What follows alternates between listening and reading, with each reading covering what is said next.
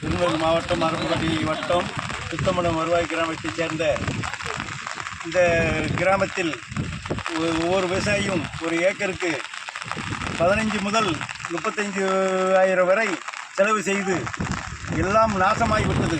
பாசி, உளுந்து, கம்பு, சோளம், மக்காச்சோளம், வெங்காயம் அனைத்து பயிர்களும் மிக சேதத்தை அடிக்க எனக்கு வயது 55 ஆகிறது. இதுவரைக்கும் நான் இந்த வெள்ளத்தை பார்த்ததே இல்லை. இந்த கிராமத்தின் சார்பாக கேட்டுக்கொள்ளப்படுகிறது.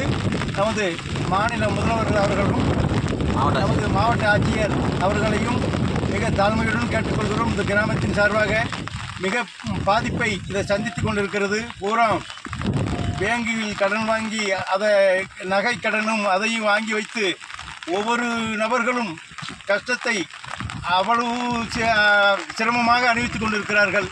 இதை கருத்தில் கொண்டு மிக தாழ்மையுடன் உங்கள் நிவாரணம் வழங்குமாறு மிக தாழ்மையுடன் கேட்டுக்கொள்கிறேன்.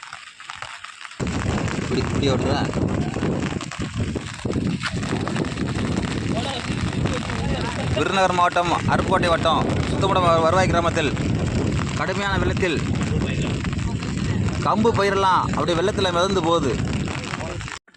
அருப்புக்கோட்டை வட்டத்தை சேர்ந்த சுத்தமடம் வருவாய் கிராமத்தில் கடுமையான மழையினால் சோளப்பயிர், வெங்காயம், மிளகாய் அனைத்தும் வந்து கடுமையான சேதாரம் அடைந்துள்ளது. இதனால் விருதுநகர் மாவட்ட ஆட்சியரும்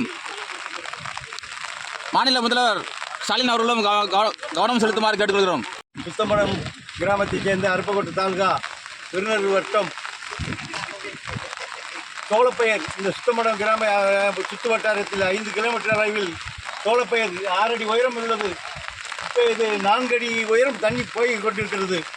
இது அரசாங்க அதிகாரிகளும் கவர்மெண்ட் முதல்வர் அவர்களும் மிக தாழ்மையுடன் இதை கவனித்துக் கொண்டு இந்த ஊர் மக்கள் கிராமத்தின் சார்பாக கேட்டுக்கொள்கிறோம். இந்த தகுந்த நிவாரணை வழங்கும்படி இதை தாழ்மையுடன் கேட்டுக்கொள்கிறோம்.